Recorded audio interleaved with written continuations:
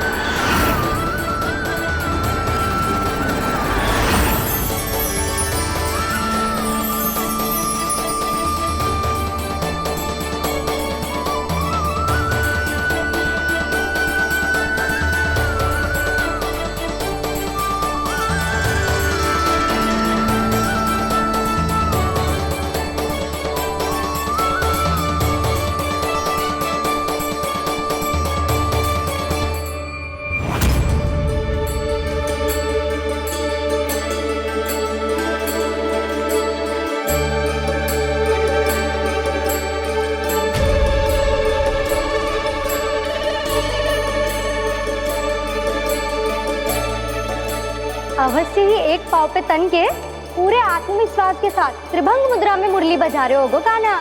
यहाँ तो सभी बालक एक पांव पर खड़े हैं, तो फिर इनमें से कृष्ण कौन है?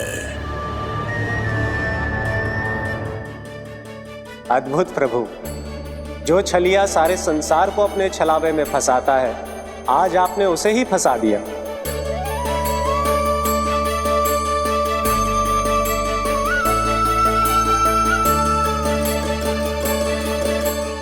इन सब में से कौन है महाराज कंस का शत्रु, विष्णु का अवतार? कैसे पहचानूं मैं उस कृष्ण को? प्रभु की धुन है ही इतनी मीठी, इतनी कर्णप्रिय कि असुर तो क्या, सारी सृष्टि ही यहां आकर थम जाए।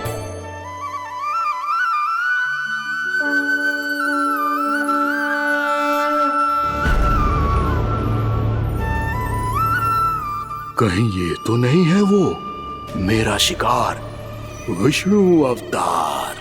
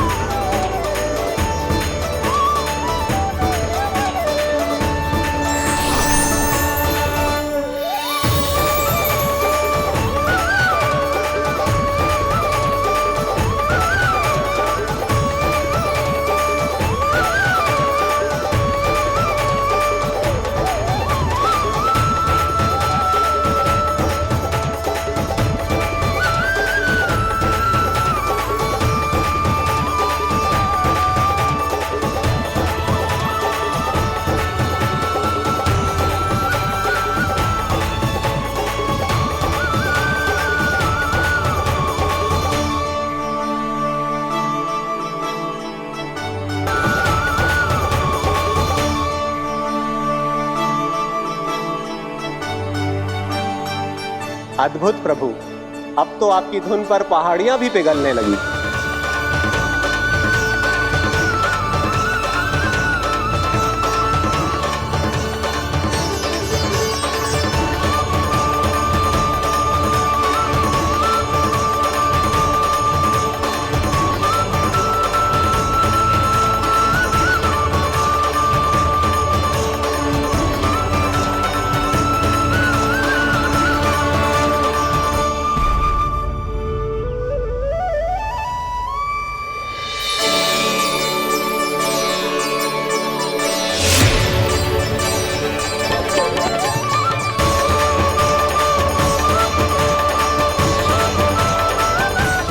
देखते ही देखते पूरी पहाड़ी बावरियल होकर पिघलने लगी है।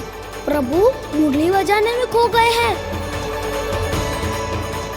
और उनके साथ ही खो गए हैं सभी सुनने मनुष्यों, पशु पक्षियों और देवताओं के ही नहीं, जड़ चेतन किसी के लिए को रोक पाना संभव नहीं होगा। कहीं प्रभु की इस मनमोहक मुरली की धुन पर सारा ब्रह्मांड ही ना पिघल जाए। गाना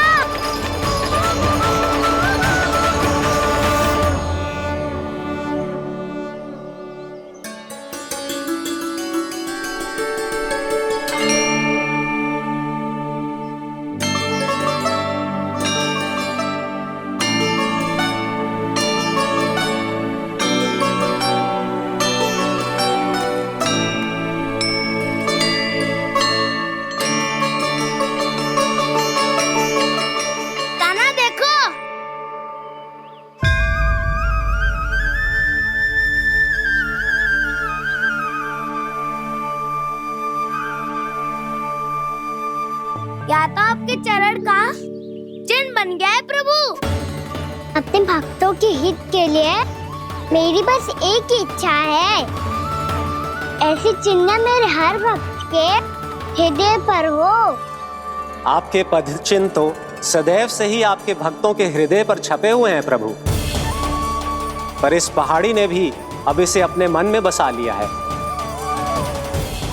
तो युगों युगों तक इस पहाड़ी को चरण पहाड़ी के नाम से जाना जाएगा। तो युगों युगों तक इस पहाड़ी को चरण पहाड़ी के नाम से जाना जाएगा। तो युगों युगों तक इस पहाड़ी को चरण पहाड़ी के नाम से जाना जाएगा।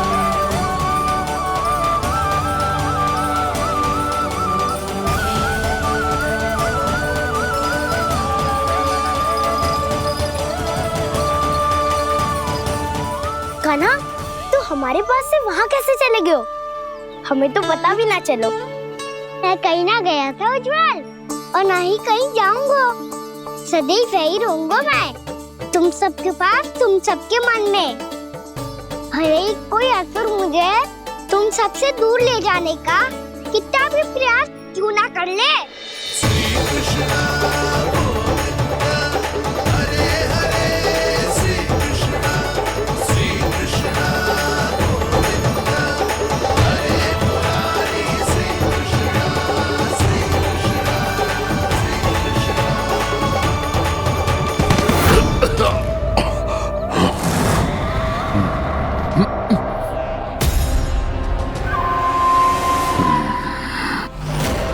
भले ही कितनी भी लीला क्यों न रच ले वो, आज उस छलिया कहलाने वाले विष्णु का सामना सच्चे छलिया से होगा।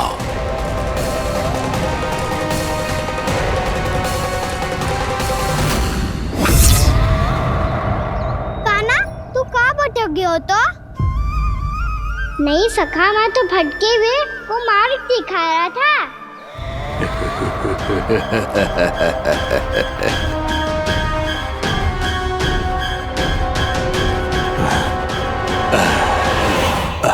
फिर से कहीं मत चले जाइयो, बहुत कठिनाई से फिर से तेरा साथ मिलो है हमें। कान्हा, तो इतने दिन बाद आए हो हैं, आज हम केवल गैया ना चराएंगे, कछु आनंद भी लेंगे आज। कैसो आनंद? मैंने मारा और गैया सरा के घर दूल्हे से पहले ही सीधे सीधे सब घर चलो। वैसे भी वन में बहुत भय लगता है मुझे। क्योंकि किस बात का भय? इतनी शीघ्र बोल गए। अभी कुछ दिन पहले ही तो उस ससुर और देवता में कितने भीषण युद्ध हुआ था। हाँ, हम शीघ्र घर जाएंगे। अरे वसंता, वो युद्ध ना था, सब बड़े बड़े देवता हमारे सखा कान्हा को बचाने आए थे। तू ये सोच, जिसकी रक्षा सारे भगवान मिलके एक साथ करते हैं, वो कान्हा हमारे साथ है, तो फिर हमें कैसा भय? वो कान्हा हमारे साथ है, तो फिर हमें कैसा भय? तुम सब भी कौन सी बात लेकर बैठ गए हो? ये बताओ कि आज हम क्या खेलेंगे?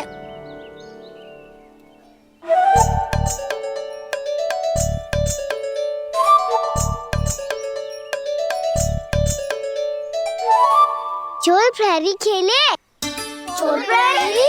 हाँ, इस पे एक जन प्रहरी बनते हैं और शेष बनते हैं सब चोर। और चोर का कार्य होगा भागना और छुपना, और प्रहरी का कार्य होगा चोर को पकड़ लेना। अरे वाह कान्हा, क्या खेल बताए हो है। इसमें तो बहुत आनंद आएगा। ये खेल भले ही तुम सब खेलोगे बालकों, पर आनंद तो मैं ही लूंगा।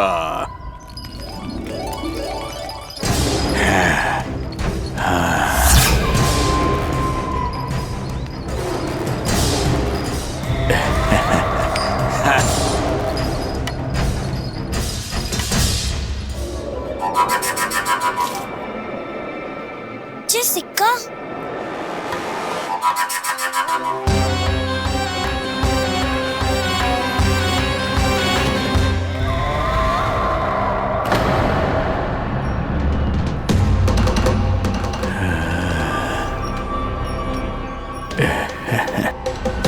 कौन हो तुम? छलिया, मायावी छलिया।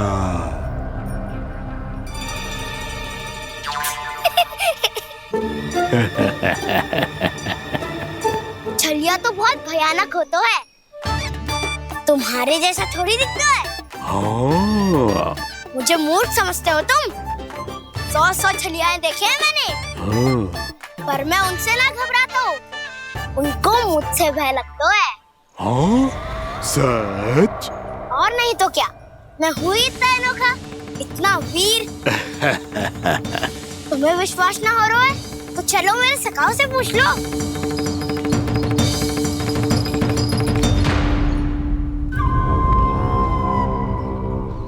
वहाँ क्या देख रहे हो? इधर देखो ज्वर।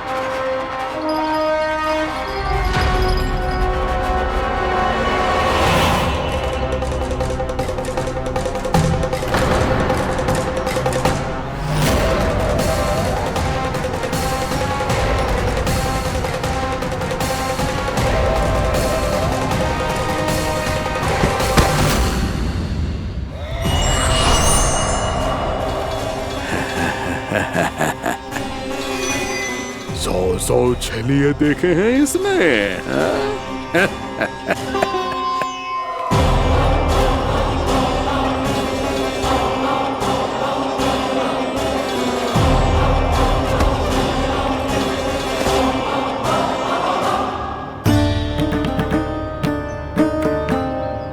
किसे देख रही हो कान्हा? उज्जवल को। कहाँ चले गया वो?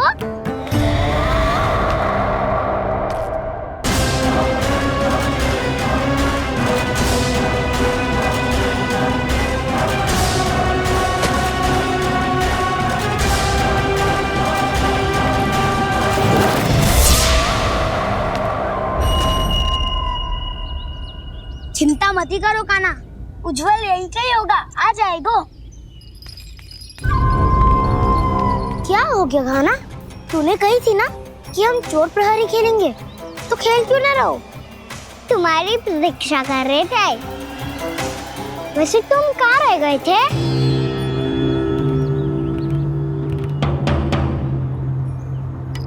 वो ये देखो ना, मुझे क्या मिला, सिक्का।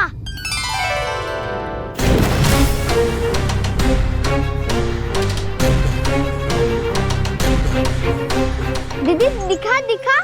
ना ना, ऐसे ना, ये सिक्का मैं उछालूंगा और जिसके हाथ में आया वो बनेगा प्रहरी और अन्य सब चोर स्वीकार है।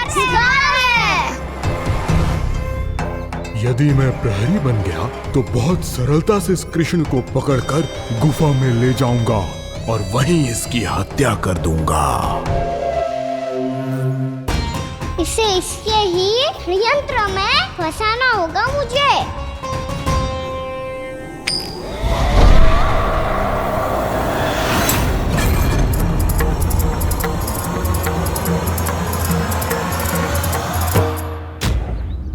मैं प्रहरी, तुम सब चोर। कोई बात नहीं कृष्ण, अब इस उज्जवल की तरह पहले तुम्हारे सारे सखाओं को फंसाऊंगा मैं और फिर ले जाऊंगा तुम्हें।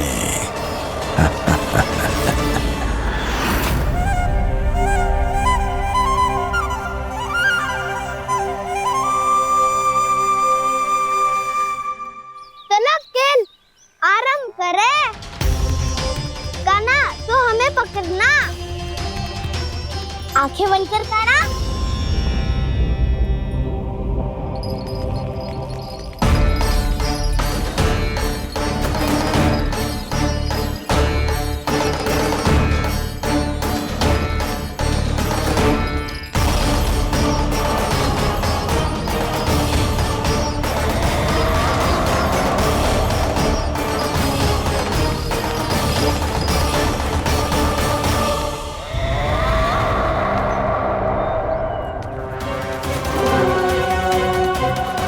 अकेला रह गया ये, अब फंस गया ये। सुबल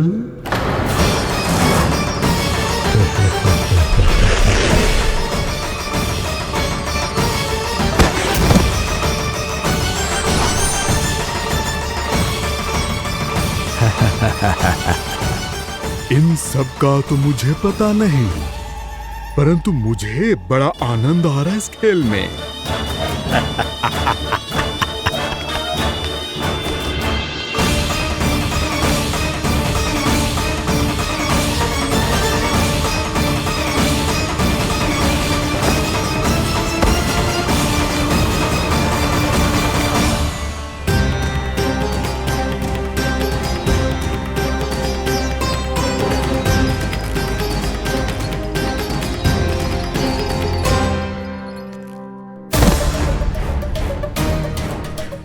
बसंता,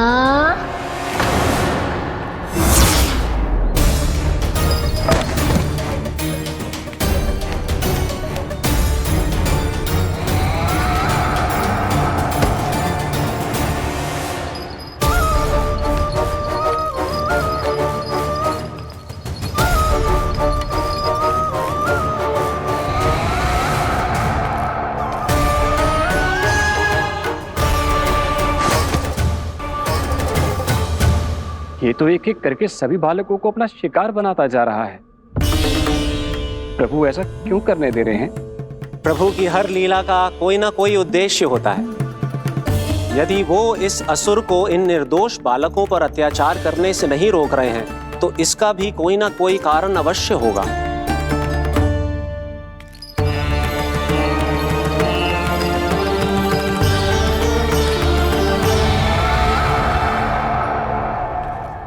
श्री दामा,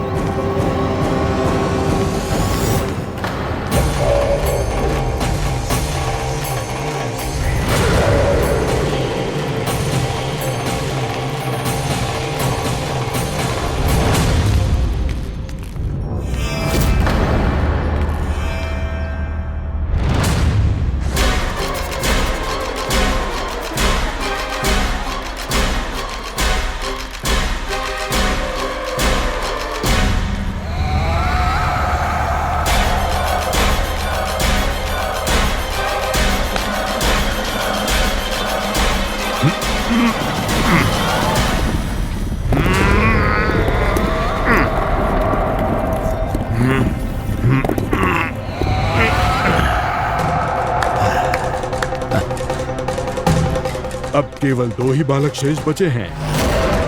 दोनों को पकड़कर ये खेल ही समाप्त कर दूंगा।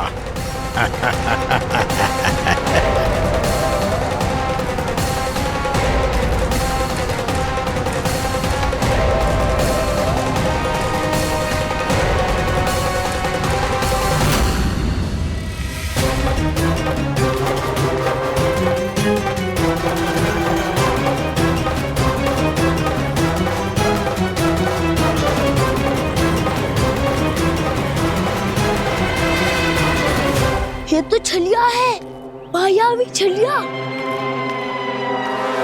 मेरे सभी सखाओं को शिकार बना लिया इसने। मैं इसे नहीं छोड़ूंगा। कान्हा, कान्हा,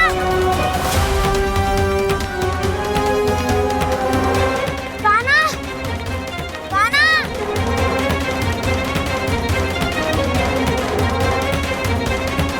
कान्हा। ताऊ,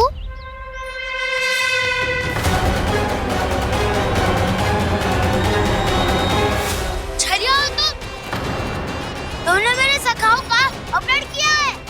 मैं छलिया ना हूँ ताऊ। मैं तो आपका छोटा भाई हूँ, आपका कान्हा। मैंने सब कुछ अपनी आंखों से देखा है। बस तुम छलिया ही हो।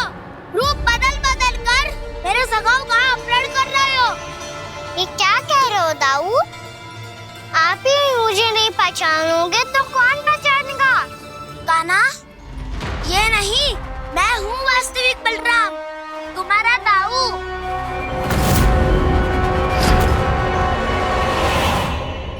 इसके बहकावे में मत आना कान्हा। ये चलिए।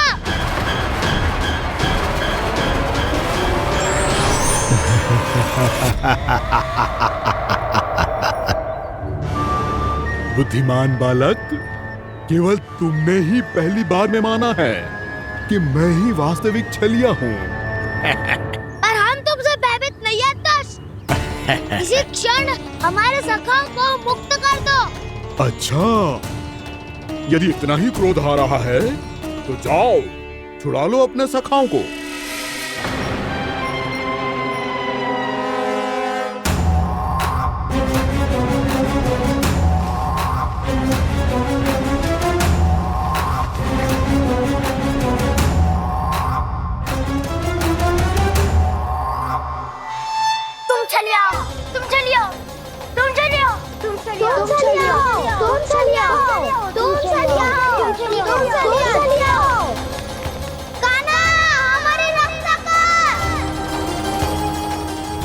रक्षा करो हमारी।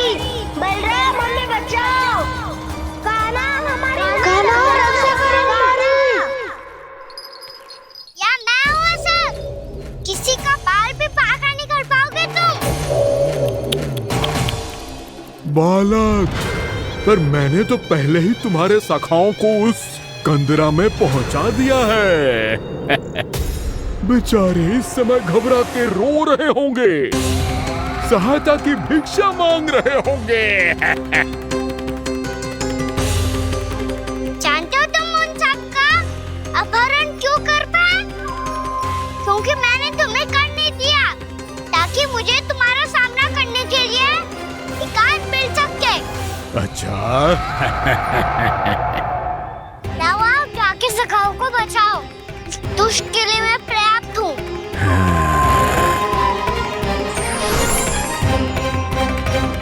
कान्हा, पीछे मुड़ के मत देखना कान्हा।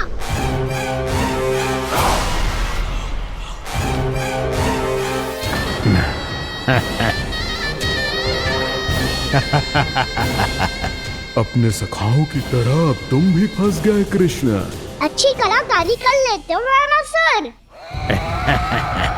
किसे सिखाया ऐसा स्वांग करना? स्वांग नहीं, माया है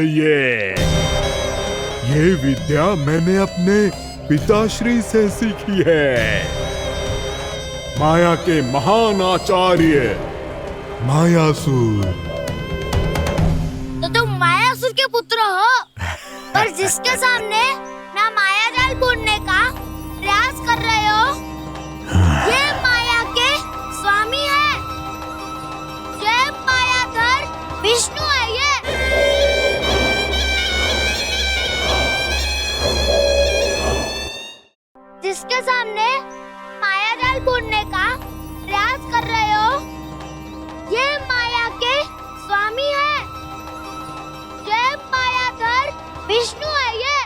अच्छा, तो होते रहे।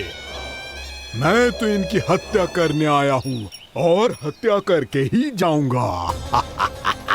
दाऊ, आप सखाओ को बचाओ, मैं इनका सामना कर लूंगा। पर कान्हा, अभी आप ही ने तो कहा था माया का स्वामी हूँ मैं।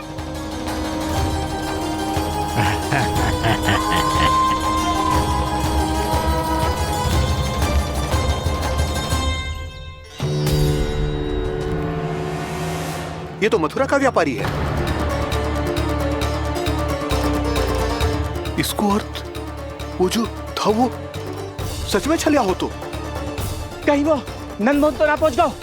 हमें शीघ्र ही गांव जाना पड़ेगा और सबको सावधान करना पड़ेगा। चल।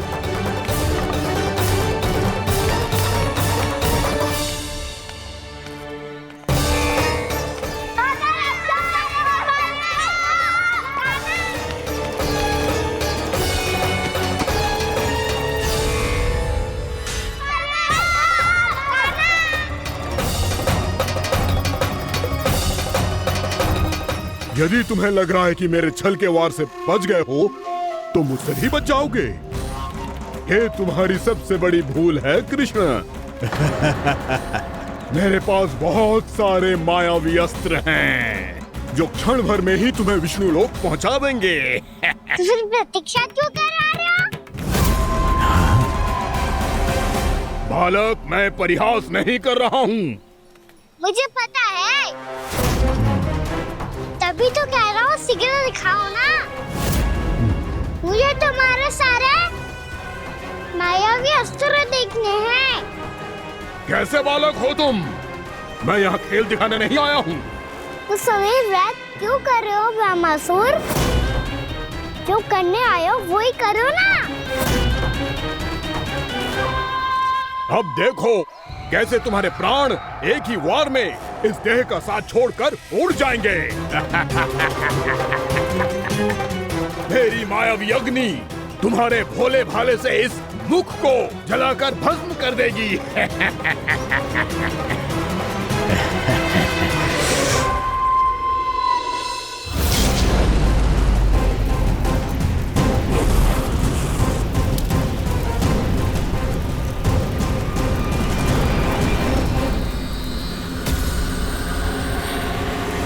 सही कह रही हो ब्रह्मासुर।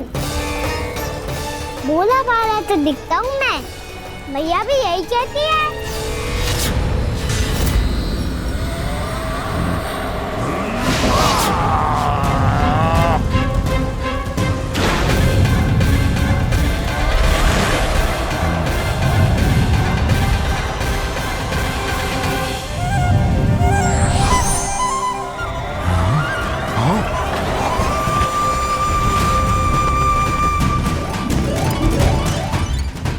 आसन को उपहार देने के लिए बहुत बहुत धन्यवाद ब्रह्मासुर। बहुत समय से खड़े खड़े थक गया था मैं।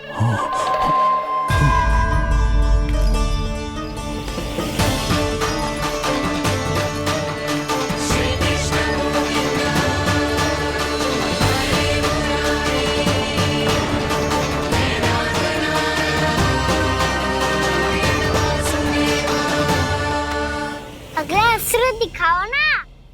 तुम्हारी यही जिज्ञासा आज तुम्हारा अंत करने में सहायक बनेगी, मूर्ख बालक।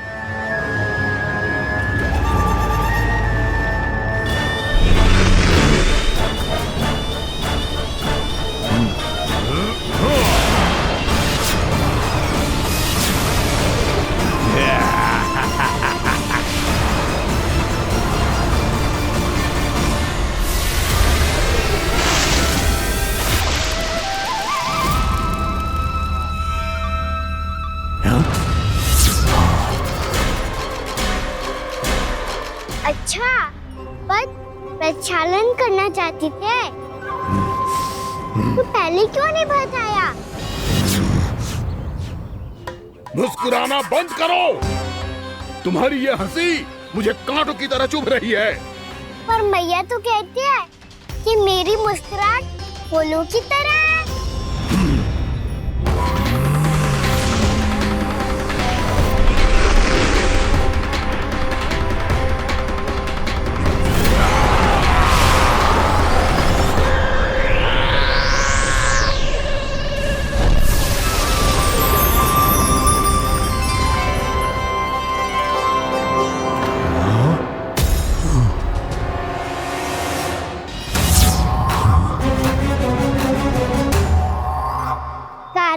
तेरी मुस्कुराहट बिल्कुल इन्हीं फूलों की तरह है। और तुम कर क्या रहे हो वहाँ सर?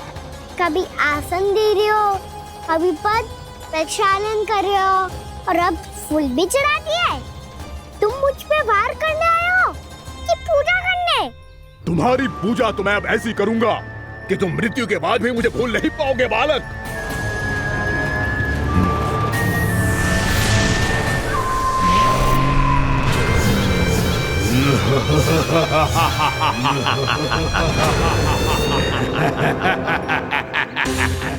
कान्हा, ये चट्टान तो मुझसे हिली ना रही।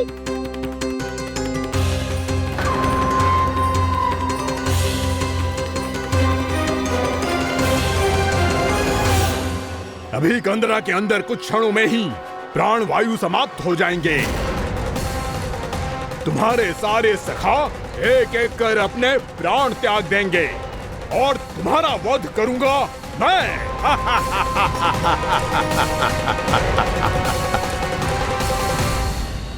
अरे सब जन बच के रहना। छलिया आया हुआ है वृंदावन में।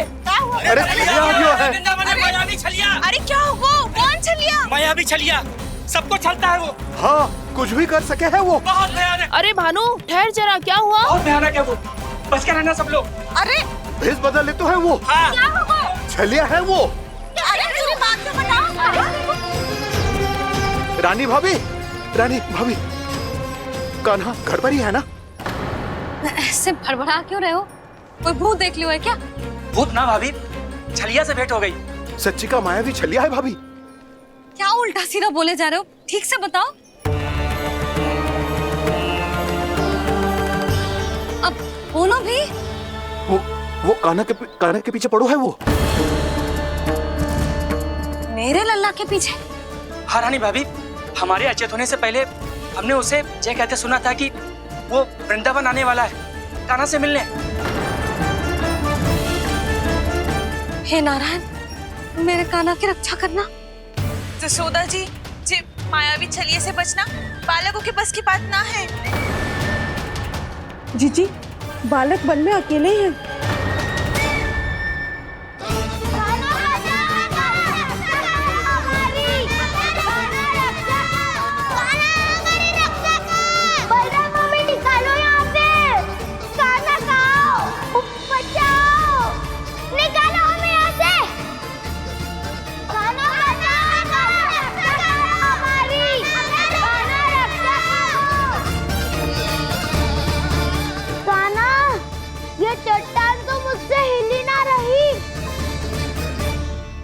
यदि मैं माया का स्वामी हूँ तो आप भी बल के स्वामी हो।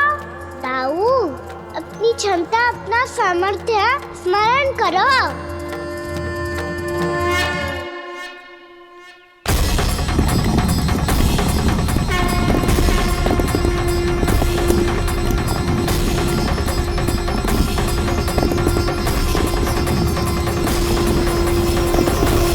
इससे पहले कि वो कंदरा का द्वार खोल के तुम्हारे सखाओं को बाहर निकाले, मैं तुम्हारे प्राण ले लूंगा कृष्ण।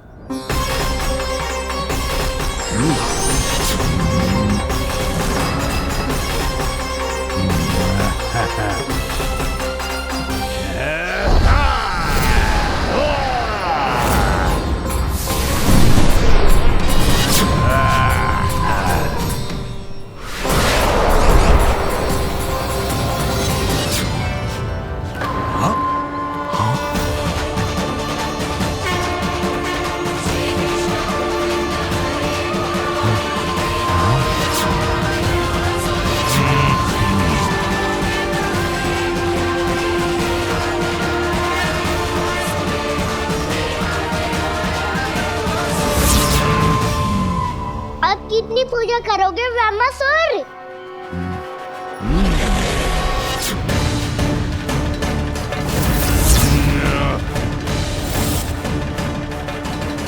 प्रभु तो खेल खिला रहे हैं इससे, और ये खेले जा रहा है विवश होकर, उनकी माया से बाध्य होकर।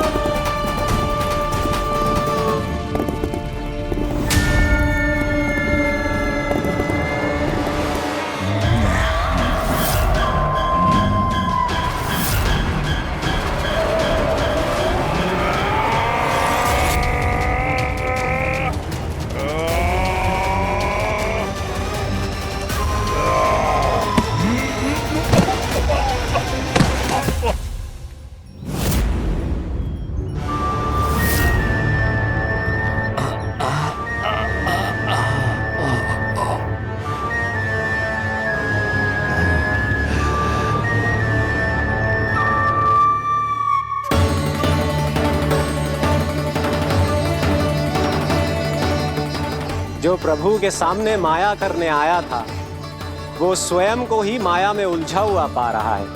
नारायण नारायण। लो अब तो तुमने दंडवत प्रणाम भी कर लिया, माया भी कथा भी उपहार में दे दी।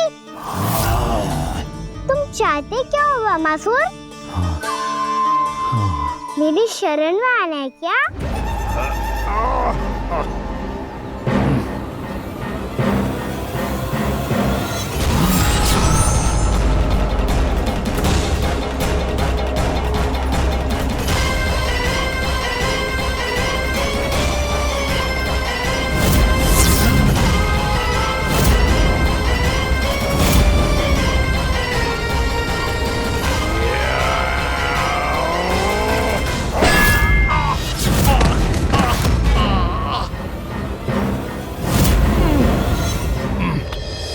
सोच विचार का समय ना है हमारे पास। अपने बालकों की रक्षा के लिए इसी क्षण में निकलना होगा। और वो छलिया किसी का भी रूप धारण कर सकते हो। सुलक्षणा तेरा, शांति तेरा या मेरा, किसी का भी रूप धारण करके हमें भ्रमित कर सकते हो। इसीलिए हमें सतर्क रहना होगा। समझ आई? चलो।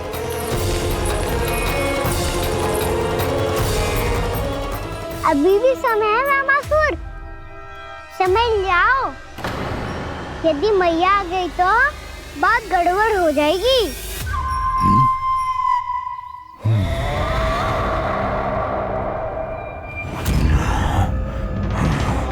मुझसे झूठ का कोई लाभ नहीं होगा। वामासुर, स्मरण करो तुम कौन हो? मायासुर का पुत्र हूँ मैं, अपने स्वामी महाराज कंस का सेवक हूँ और तुम्हारा हूँ मैं काल।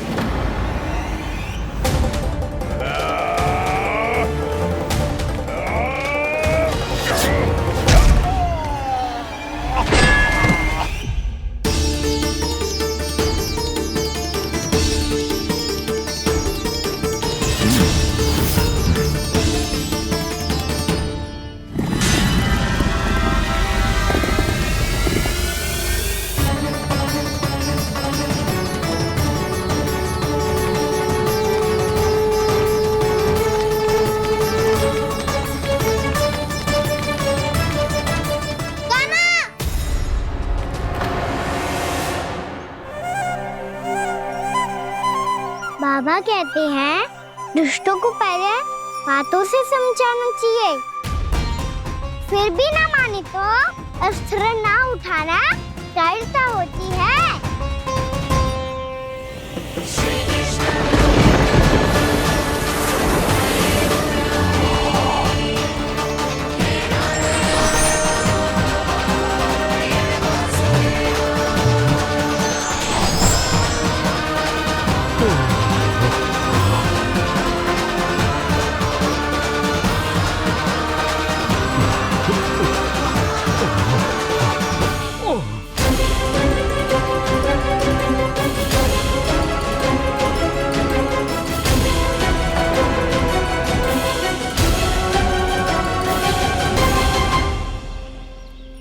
पता था मुझे, अपने बाबा के स्वरूप को हानि नहीं पहुंचाओगे। सही कही तुमने।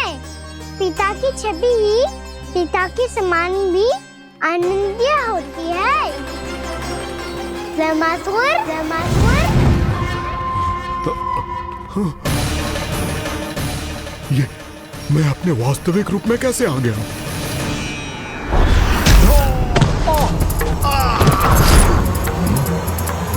मेरे बाबा का स्वरूप नहीं लेना चाहिए था तुम्हें।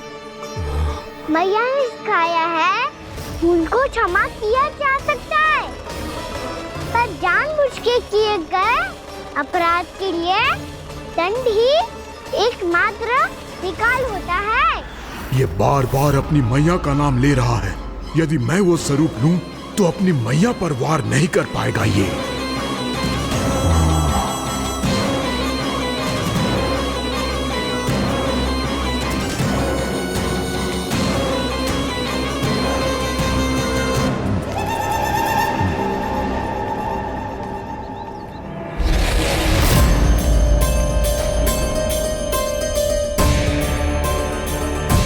लल्ला, मैं तेरी मैया हूँ, अपनी मैया को मारेगा? बच गया। समझाया था पर तुमने एक बार फिर से मूर्खता कर ही दी। इस पर तुमने पहले से भी बड़ी और पहले से भी भयंकर भूल किया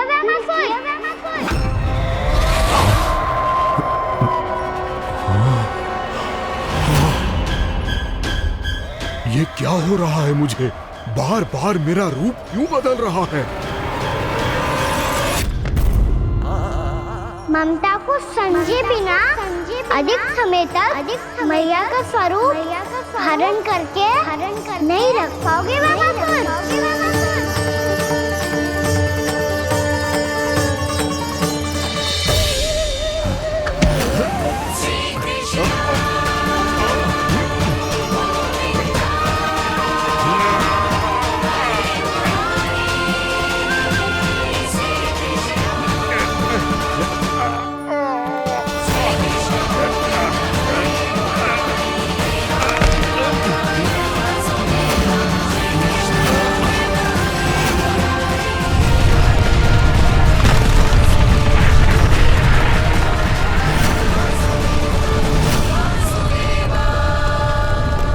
प्रभु के क्रोध से धरती भी कांपने लगी है।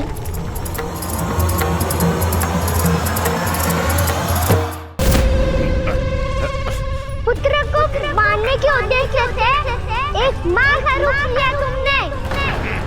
ये ममता का और मेरी मैया का घोर अपमान है रामासुर।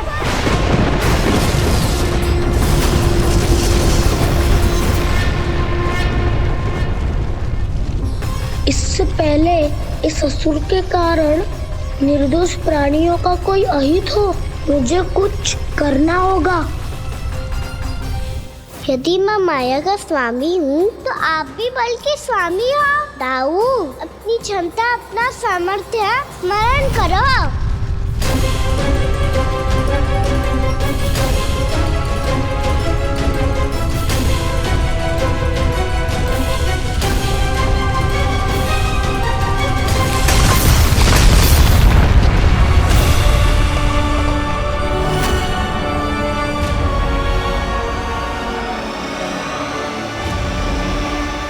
अद्भुत बलदाऊ, अद्भुत। अपने बल का उचित प्रयोग करके आपने प्राणियों को हानि होने से बचा लिया और ये भी सिद्ध कर दिया कि इस युग में आपसे अधिक बलवान और कोई नहीं होगा। आज से आप बलदेव के नाम से भी जाने जाएंगे। आज से आप बलदेव के नाम से भी जाने जाएंगे। आपके चरणों का ये चिन्ह युगों युगों तक आपके बल की कथा कहता रहेगा। बलराम का चरण चिन्ह।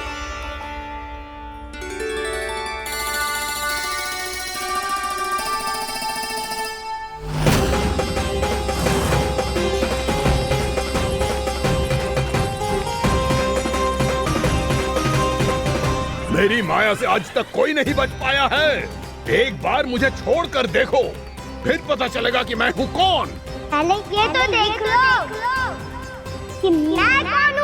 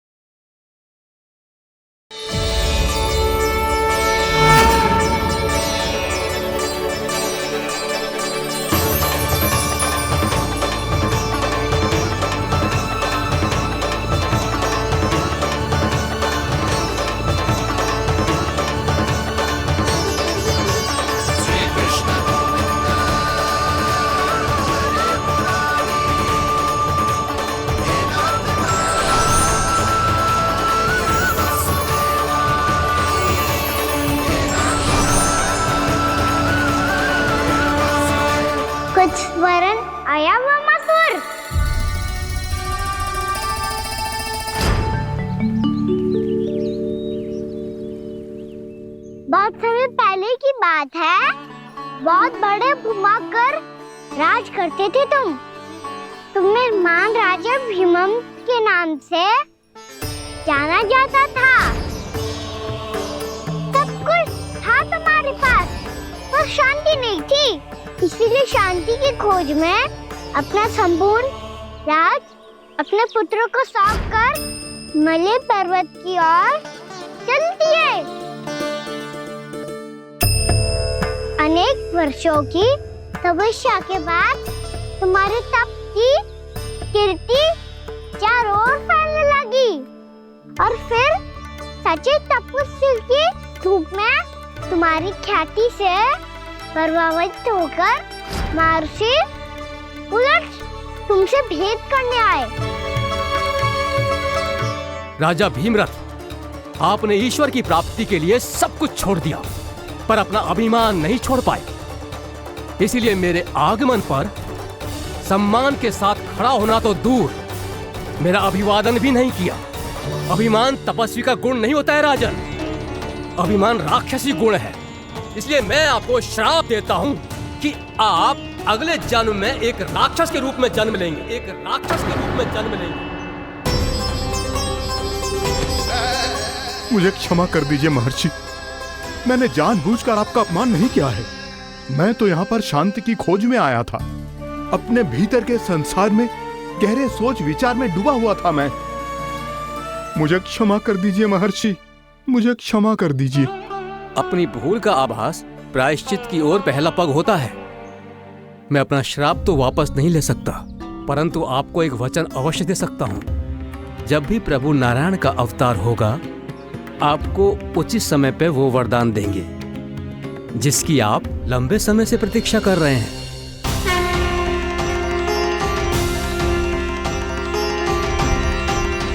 प्रभु, आपने मेरी आंखें खोल दी।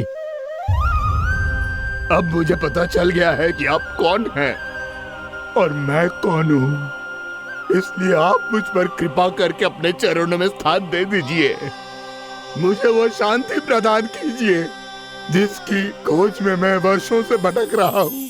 शांति तो मोक्ष में ही है, इसीलिए मैं तुम्हें मोक्ष का वरदान देता हूँ।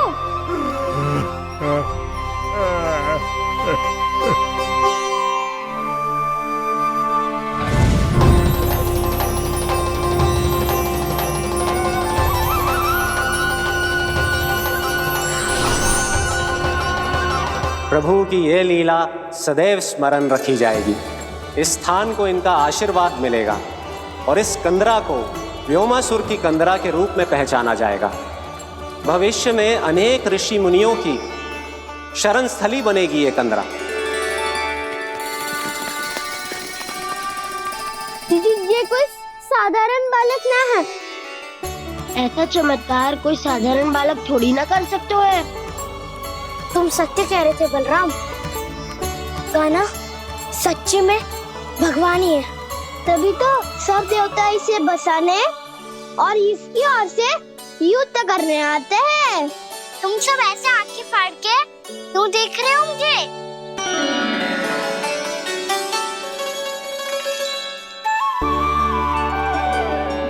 बलराम, तुम बलवान हो और कान्हा भगवान है। दूर दूर तक कोई दिखाई न दे रहा है। ना जाने किस हाल में होंगे बालक। कहीं हम ही तो मार्ग ना भटक गए शीघ्रता के चक्कर में। अब तो एक पग भी ना चलो जा रहे हो। जल, किसी के पास जल है क्या? कंठ तो मेरा भी सूख रहा है मौसी। भाभी, निकट ही जमुना जी है, कहूँ तो वहाँ से जल ले आओ। मैं भी जा रही हूँ भाभी, एक से भले दो। हाँ चल, शीघ्रता से आओ। हाँ।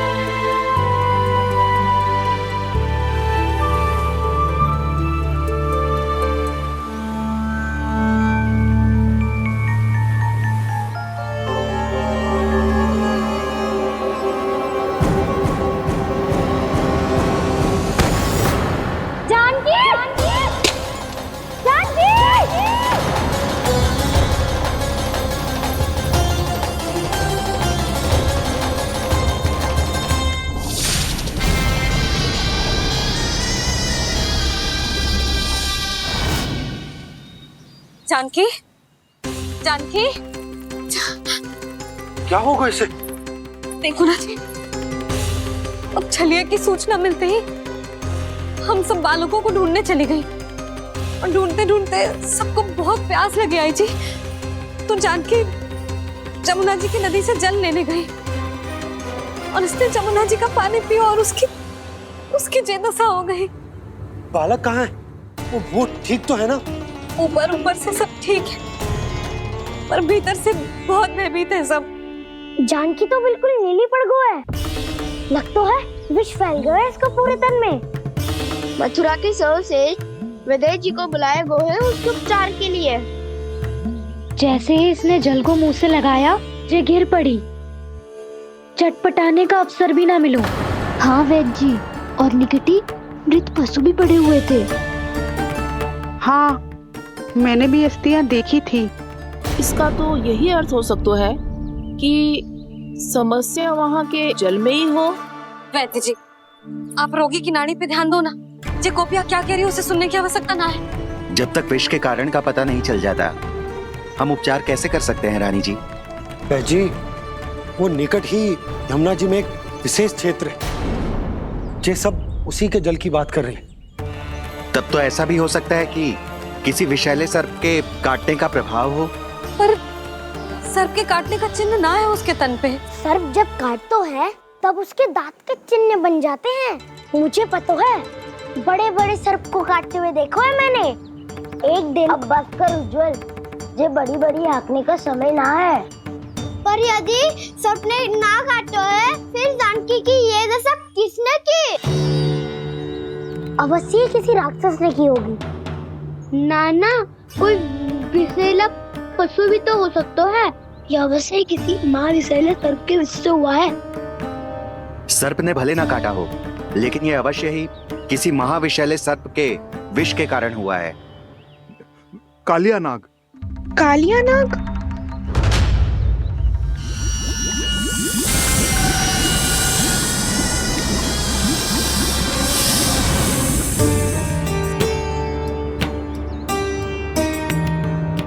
संकेतों से तो ऐसा लगता है कि जानकी ने कालिया नाग के क्षेत्र के विशाल जल पी लियो है। कालिया नाग एक लोक श्रुति है, कल्पना में गढ़ी हुई एक कथा, और कछु ना है। हमें जाके पता लगाना पड़ेगा। पर हमें वहां जाने से मना किया है ना बड़ों ने। उज्जवल सही कह रहे हो है। इस समय जानकी के स्वार्थ से अधिक महत्वपूर्ण और कछु ना है। जानकी हमारे लिए ही जलाने गई थी जी। ना मैं उसे जाने देती ना जैसा वो तो। वैद्य जी, आप शीघ्र कछु करो, कैसे भी कछु भी करो, पर इसके प्राण बचा लो। यशोदा, धैर्य रखो, श्री नारायण पर विश्वास रखो, वो सब ठीक कर देंगे।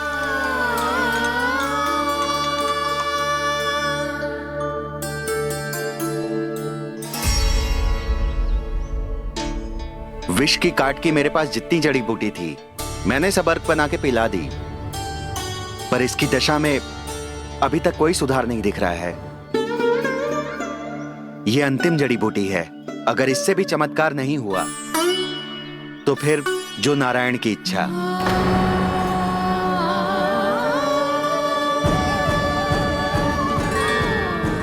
पर कोई तो उपाय होगा जानकी को बचाने का। कान्हा, यदि तुझे किसी औषधि के बारे में पता है, हमें बता दे, हम जाके ले आएंगे।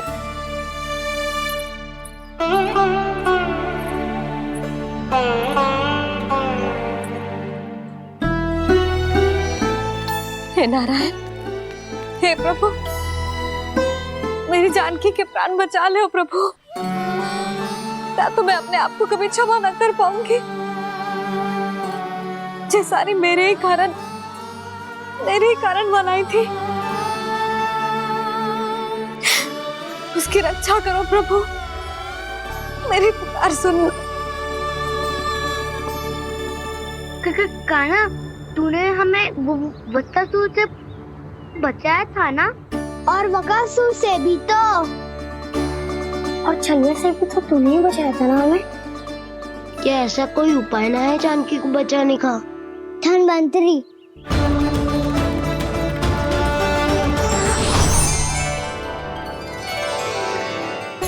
मैं आ गया हूँ प्रभु, चिंता मत कीजिए,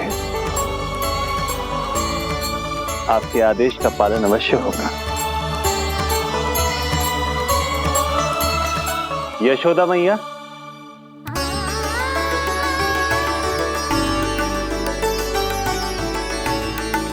मैया आपको कोई पुकार रहा है।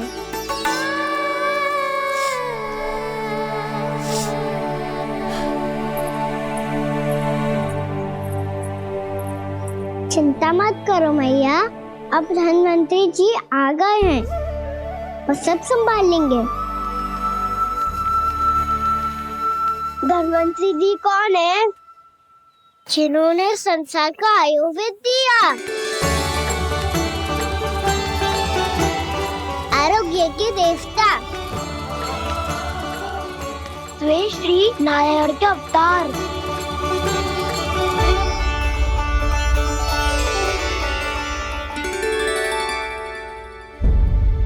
मुझे पता चला है कि आपको वेद की आवश्यकता है। हाँ हाँ, भीतर आइए।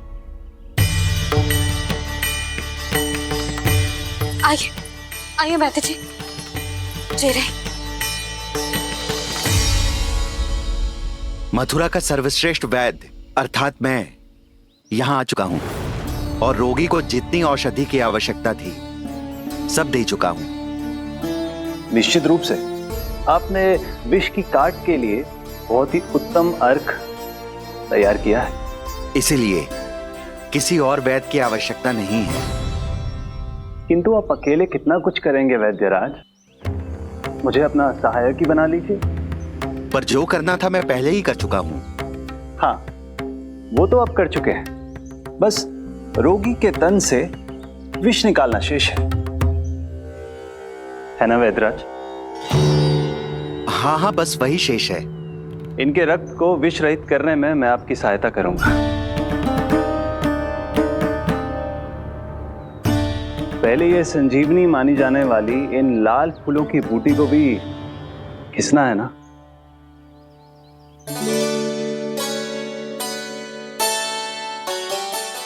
हाँ हाँ, तुम सही कह रहे हो, इसे अच्छे से घिसो।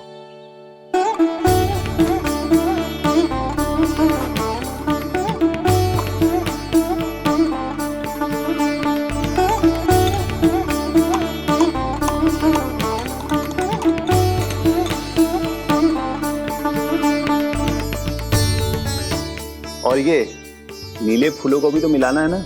हाँ हाँ, अच्छे सहायक बन सकते हो तुम, ऐसे ही श्रम करते रहो।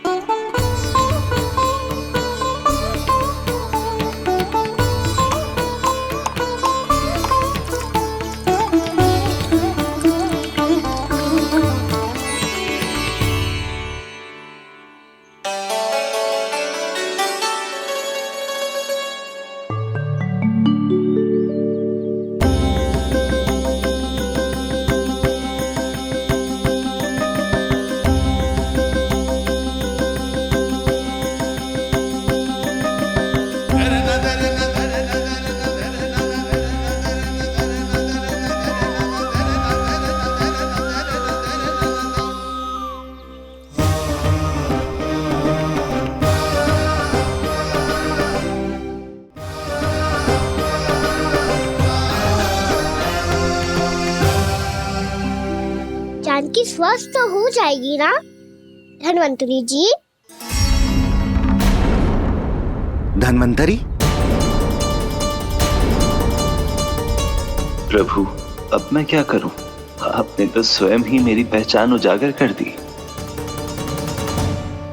जी क्या करो कान्हा? आप सब ऐसे क्यों देख रहे हो? मैया कहती है ना, सभी वैद्य धनवंतरी जी का ही रूप होते हैं।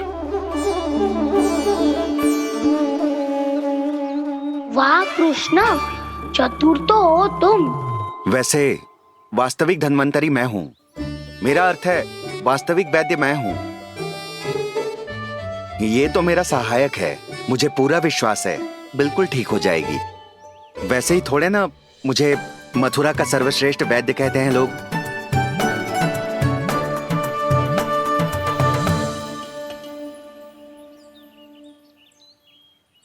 जसोदा भाभी, जसोदा जी, जानकी को चेतना आ गई। जानकी, जानकी, जानकी, तू ठीक है ना? क्षमा करना भाभी, मैं आपके लिए जल ना ला पाई। बस बहुत भूख लगी है। मैं अभी कुछ लाती हूँ। जानकी, माखन खाओगी?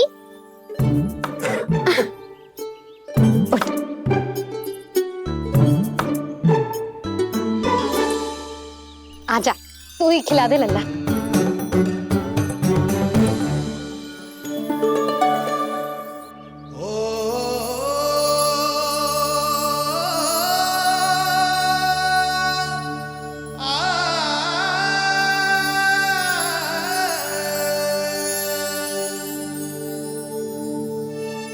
तुम सब मेरे लल्ला को माखन चोर कहती हो ना?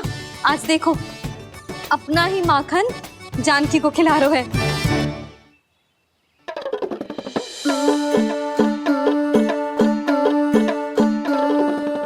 थोड़ा और विश्राम कर लो। सदैव तुम हम सबकी सेवा करती हो, आज मैं तुम्हारी सेवा करूंगा। जानकी की जिज्ञासा तब हुई जब जय यशोदा काकी की सेवा कर रही थी, और अब देखो स्वयं भगवान ही इसकी सेवा कर रहे हैं। जानते हो इससे क्या सिद्ध होता है? जो भी यशोदा मैया की पूजा करेगा, अर्थात अपने माता पिता की सेवा करेगा, उनके साथ सम्मान से व्यवहार करेगा, ईश्वर स्वयं उसका ध्यान रखेंगे। कभी धन्वंतरी के रूप में तो कभी स्वयं कान्हा के रूप में। भक्त और भगवान का देखो कैसा ये अनुराग, स्वयं करे सेवा प्रभु, अद्भुत गोपी का भाग्य। प्रभु इन सब पृथ्वीवासियों से कितना घुल मिल गए हैं। ना तो ये प्रभु को भगवान मानते हैं और ना ही प्रभु अपने आप को इनसे सर्वश्रेष्ठ समझते हैं। अपने आचरण से ये सिद्ध कर रहे हैं कि ये सभी में हैं और सभी इनका ही अंश है।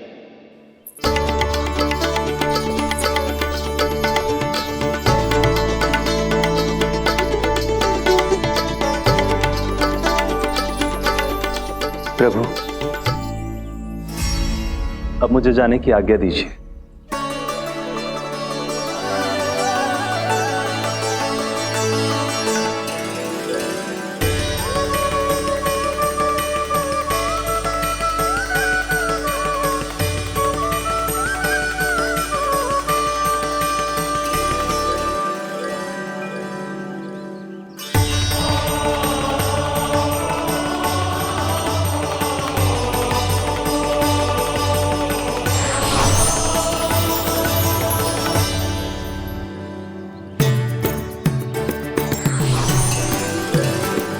कान्हा ने तो सच्ची में धन्वंतरी जी को बुला लिया था।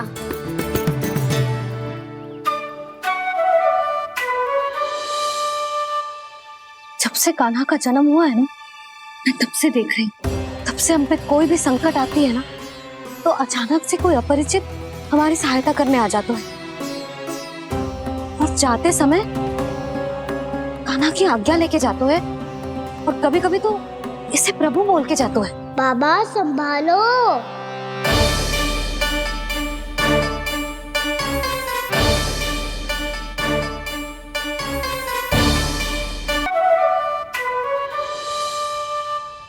जब से कान्हा का जन्म हुआ है ना, मैं तब से देख रही हूँ, तब से हम पे कोई भी संकट आती है ना, तो अचानक से कोई अपरिचित हमारी सहायता करने आ जाते हैं, और जाते समय कान्हा की आज्ञा लेके जाते हैं, और कभी कभी तो इसे प्रभु बोल के जाते हैं।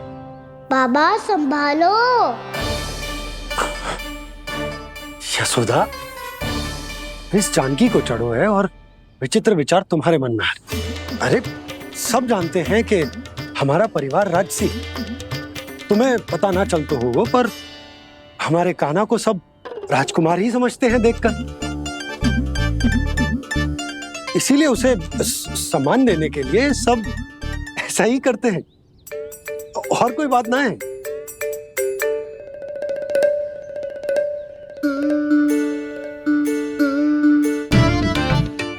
अब जे मेरे लल्ला को ऐसे क्यों घूर रहे हैं? बुरी दृष्टि लगाएंगे क्या? वैद्यराज जी, आपके सहायक तो गए, अब आप यहाँ क्यों? वो क्या है ना, मैं अपने रोगी का निरीक्षण करके पूरी तरह से संतुष्ट होकर ही जाता हूँ।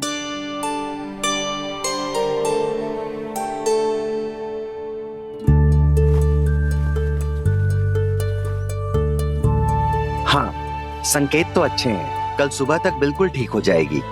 धन्यवाद वैद्य जी।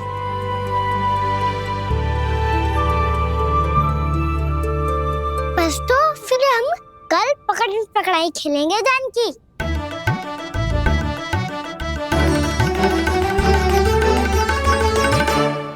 भानु, बंसी, जाकर उस क्षेत्र के चारों ओर बाड़ बनवा दो और वहां सूचना पट्ट भी लगा देना, ताकि जानकी के साथ जो हुआ है वो किसी और के साथ ना हो।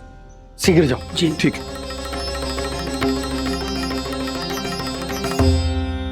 बाड़ और सूचना पट लगवाने से समस्या का समाधान नहीं होगा बाबा।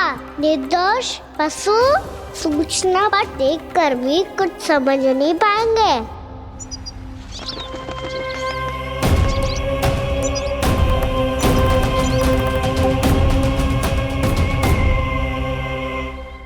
तो तुम्हारे कहने का अर्थ यह है कि व्योमासुर मारा जा चुका है और वो बालक अब भी जीवित है।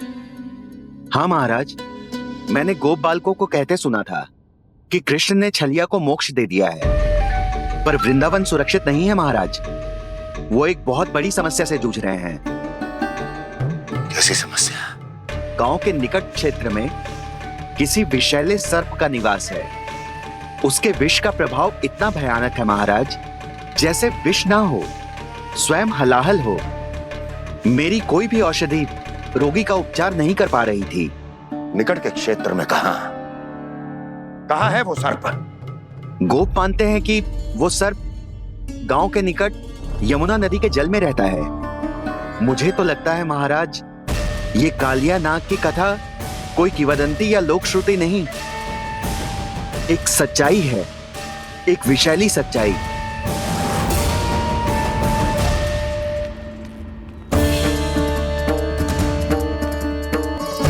कालिया का सामना करने का समय आ गया है, पर उससे पहले मुझे बुलाना होगा उन्हें।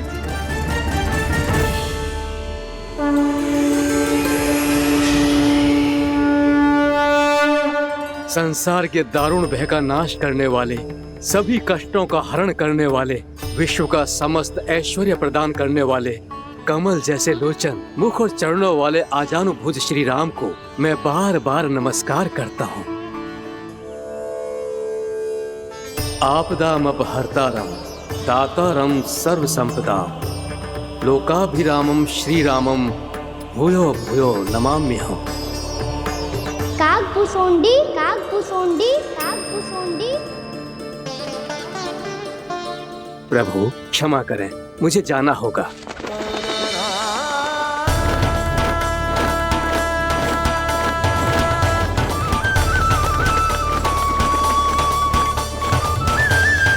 प्रणाम प्रभु। अनेक बार मैं आपके दर्शनों के लिए आया प्रभु।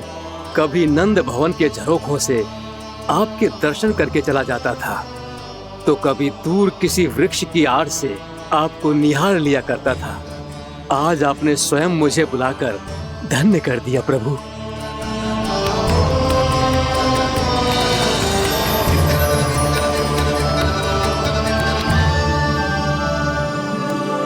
मैंने आपको यहाँ एक विशेष कारण से बुलाया है। आपके श्राप से इस कालिया नाग को मुक्त करने का समय आ गया है। ये तो बहुत ही उत्तम समाचार है प्रभु। इतने वर्ष बीत गए, मुझे आज भी स्मरण है वो दिन जब मैंने उन्हें श्राप दिया था। अपने क्रोध पर नियंत्रण खोकर बहुत बड़ी भूल कर दी थी मैंने प्रभु। बीती हुई घटनाओं पर दुखी होके कोई लाभ नहीं है। हमें भविष्य की ओर देखना होगा।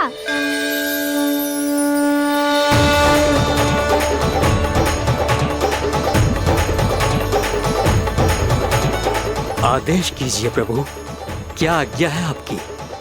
जब मैं कालिया नाग का सामना करने जाऊं, तो आप यहीं रहिएगा। आपको अपने आप पता चल जाएगा कि कब क्या करना है।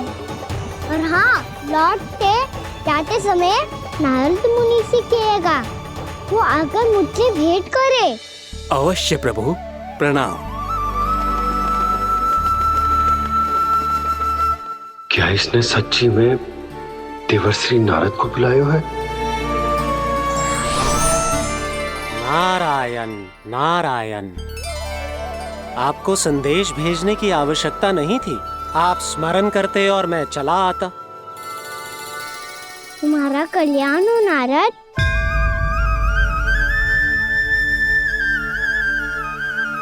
मैंने तुम्हें एक विशेष कार्य के लिए बुलाया है। आज्ञा दीजिए प्रभु। तुम्हें एक बार फिर कंस से भेंट करनी होगी।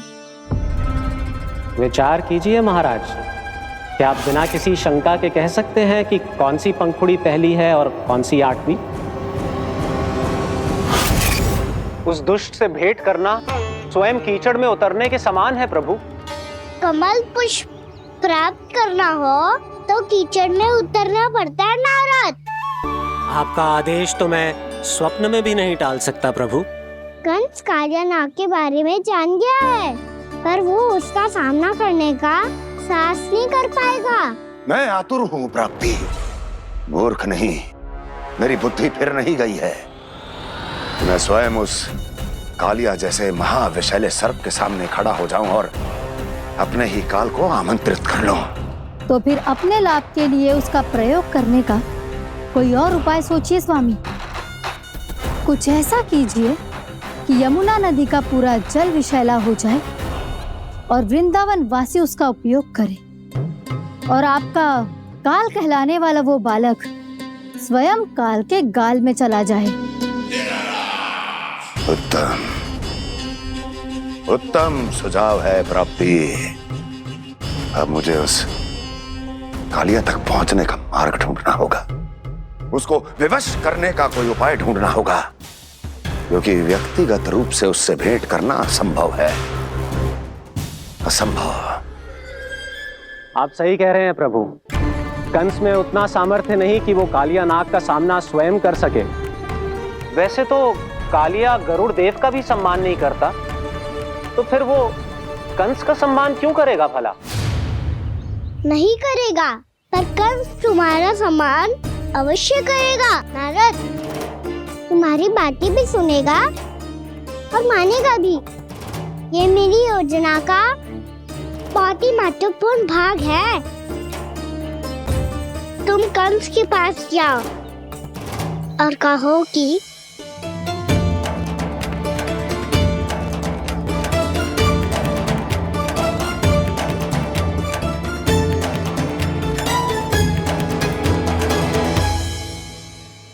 संतान अपने माता पिता को तीर्थ का सौभाग्य दिलाती, और मेरा लल्ला कितना महान कि उसने हमारे घर को ही तीर्थ बना दिया।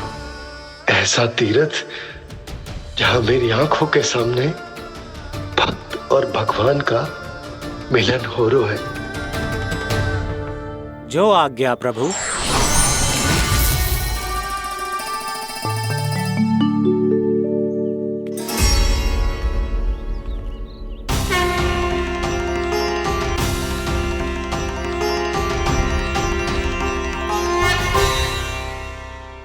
बाबा। कान्हा, ये सब क्या चल रहा है? पहले काक भुसुंडी जी और फिर नारद जी, क्या योजना बना रहे हो तुम? कान्हा, बताना लल्ला, क्या सोच रहे तू? कहां देख, अगर तुझे अपने बाबा को ना बताना हो ना, अपने भक्त को बता दे। क्या सोच रहे हो लल्ला? क्या करने वाले हो आप?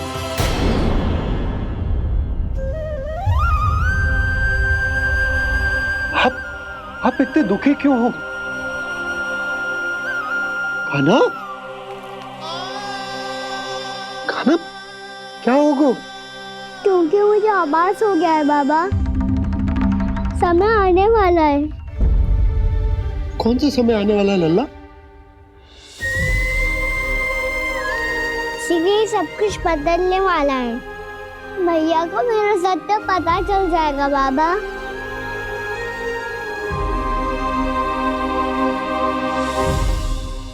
पर लल्ला, इसका काक भुसुंडी और कालिया नाग से क्या संबंध है? ऐसा क्या हुआ था और क्या होने वाला है?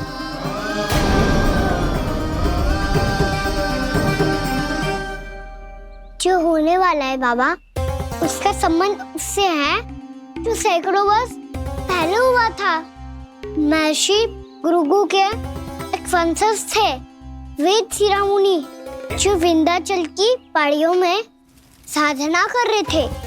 तभी वहाँ अश्वशिरा नाम के एक दूसरे मुनि आमंत्रण के बिना ही आ गए। कितना सुंदर और शांतिपूर्ण आश्रम है। यहाँ प्रभु की साधना करने में बहुत आनंद आएगा। शीघ्र ही अश्वशिरा मुनि उपस्थिति के कारण होने वाले व्यवधान से बाध्य होकर वेद शिरा मुनि ने अपनी आंखें खोली। कौन हो तुम और यहाँ क्या कर रहे हो? आपके आश्रम में बहुत शांति है मुनिवर। साधना करने के लिए बहुत ही उत्तम स्थान है ये। मैं चाहता हूँ कि मैं भी यहाँ। आप यहाँ साधना करना चाहते हैं, लेकिन इतना भी नहीं जानते कि किसी के आश्रम में प्रवेश करने से पहले उसकी आज्ञा लेनी चाहिए। आप ये भी नहीं जानते कि यदि कोई यज्ञ कर रहा हो तो बिना अनुमति के वहाँ प्रवेश करने से उसकी यज्ञ साधना भंग हो सकती है। आप क्या साधना करेंगे मुनि? आप तो साधना के योग्य ही नहीं हैं। इतना अपमान! एक मुनि के मुख से इतने कड़वे शब्द शोभा नहीं देते। मैं तुम्हें श्राप देता हूँ, जितनी विषैली तुम्हारी जिह्वा है उतने ही विषैले सर्प बन जाओ तुम। और ऐसा सर्प जो सांस भी ले तो निकट का वातावरण दूषित हो जाए। तुम्हारे इस दुस्साहस के लिए मैं तुम्हें श्राप देता हूँ कि तुम अभी इसी क्षण कौवा बन जाओ, और ऐसा कौवा जो कांव कांव करके अनर्गल प्रलाप करता रहे।